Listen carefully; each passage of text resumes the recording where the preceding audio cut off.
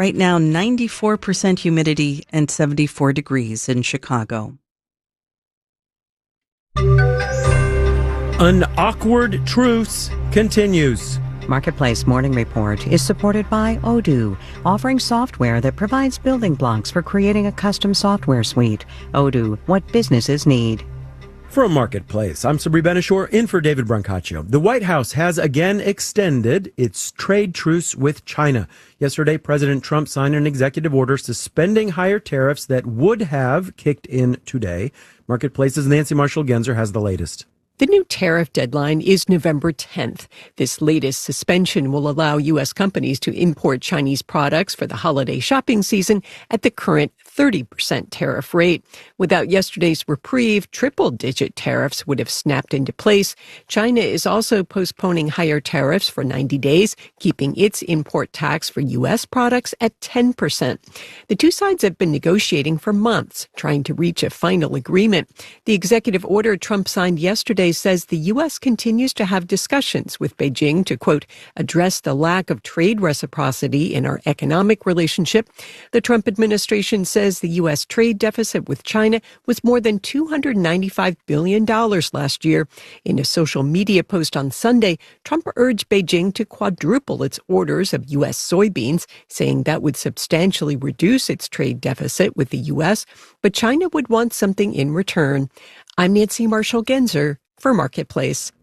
Today is a big day economic data-wise. We get the Consumer Price Index a little later this morning. The CPI is one way we measure inflation in this economy.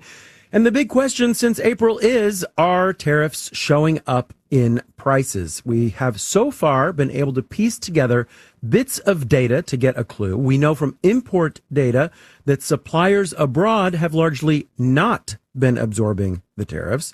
The question is, how much are U.S. businesses absorbing and how much are they passing on to their customers? One category we are already seeing those prices get passed along, toys. Toy prices were up almost 2% in 1 month in June. Marketplace's Savannah Peters has more.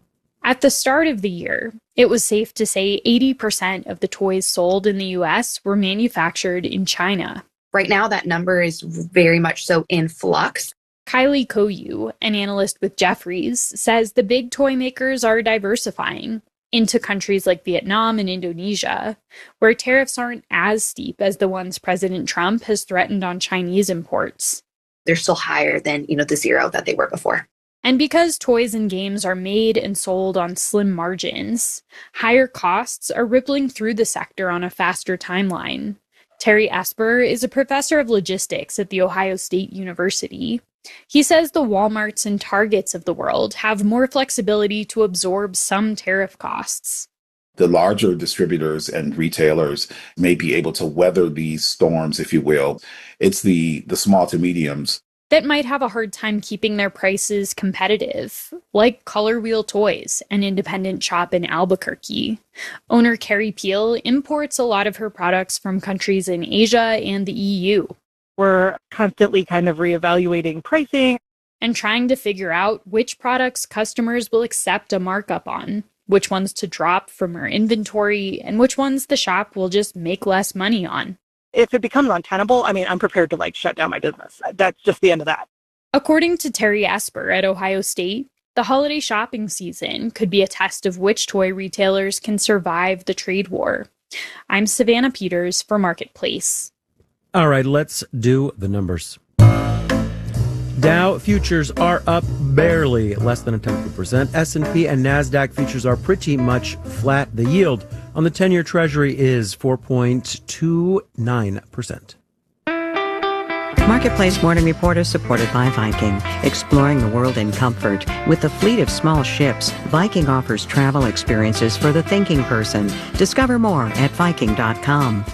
Every year, pediatricians order vaccines ahead of time, preparing for winter when we get all kinds of bugs and respiratory viruses. But plummeting demand and confusion about vaccine recommendations has thrown this process into disarray, forcing some doctors to gamble and sometimes to order vaccines they may not be able to use. Alex Olgin has the story.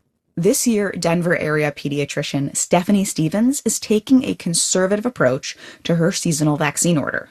She's starting out with a fraction of the COVID and flu shots that she bought last year. It's important for her to get the calculations right because the seasonal and childhood vaccines together make up a large part of her business costs. Our vaccine costs are about 25% of the cost of running our practice. So that's a very big part. And our margins are very small. So it really plays into it in a big way. So small that sometimes it costs her more to buy and store the vaccines than insurance companies pay to put shots on arms. I think our supply will be fine. I think it'll be more of a worry on the demand side. Demand for flu and COVID shots has been falling over the last few years. But this year, there are two new factors pediatricians are contending with. First is confusion.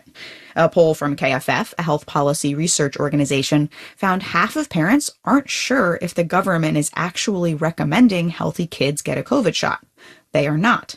Dr. Judith Grossberg runs the Pediatric Alliance, a group purchasing organization that helps practices across the country get their vaccines. People are not ordering right now. She says the second reason is about coverage. They're waiting to see what's going to happen. Our insurance company is going to pay for COVID this year. Insurers are only required to pay for the vaccines that the government recommends. AHIP, an insurance trade group, said in a statement it'll, quote, continue to support broad access to critical preventive services, including immunizations, unquote. In many states, pediatricians' offices are the only places that babies and toddlers can get the vaccines. Pharmacies, where most adults go, often can't give the shots to young kids.